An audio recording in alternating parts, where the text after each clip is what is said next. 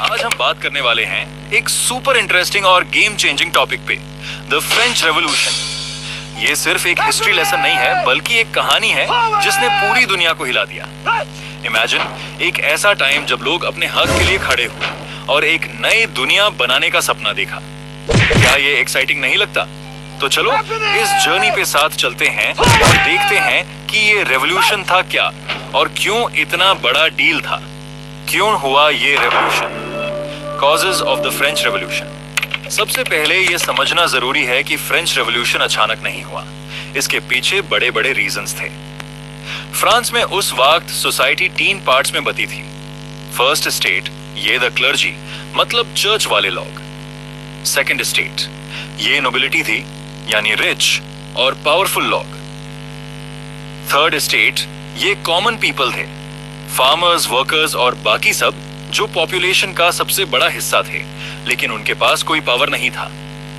Third state के लोगों को ज्यादा टैक्स देना पड़ता था, जबकि उनकी लाइफ ऑलरेडी बहुत मुश्किल थी। ऊपर से फ्रांस के पास पैसे खत्म हो गए थे। क्यों?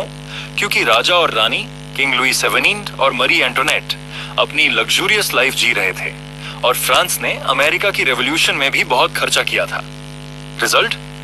ब्रेड, जो लोगों का बेसिक फूड था, उसकी कीमत इतनी बढ़ गई कि लोग भूखे मरने लगे। फिर आया एक और ट्विस्ट, एनलाइटनमेंट आइडियाज।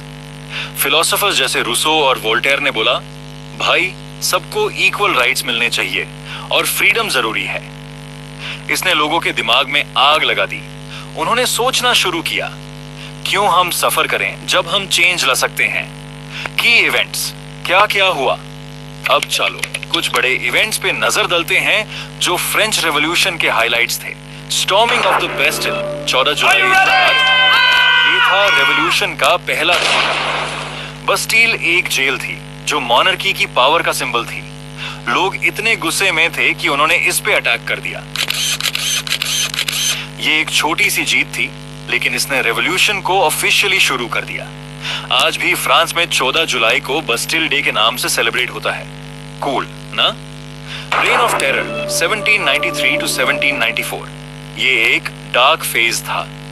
रेवोल्यूशन के लीडर्स जैसे रोबस्पियर को लगा कि जो हमारे अगेंस्ट हैं उन्हें खत्म करना जरूरी है।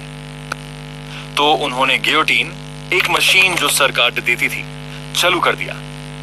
हजारों लोग मरे गए, चाहे वो ट्रेटर थे या नहीं। ये टाइम बहुत स्केरी था, लेकिन इसने रेवोल्यूशन को और इंटेंस बना दिया। Rise of Napoleon. इस केओस के बाद आया एक हीरो, नेपोलियन बोनापार्टे। ये एक मिलिट्री जीनियस था जो फ्रांस का एम्परर बना। उसने ना सिर्फ फ्रांस को स्टेबल किया, बल्कि यूरोप में भी अपना डंका बजाया।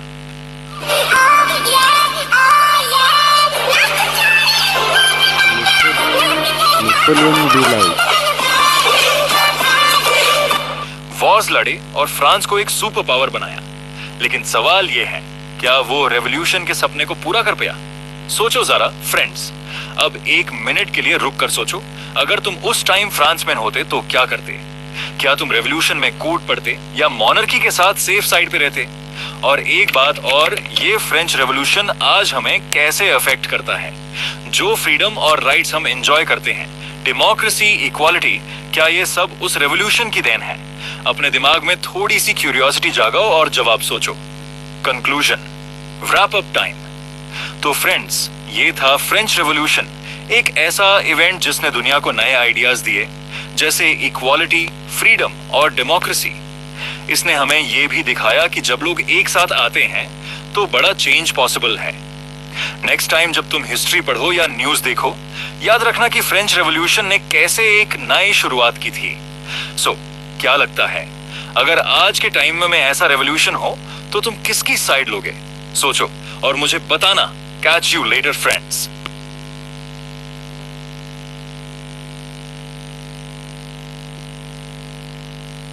Bye bye.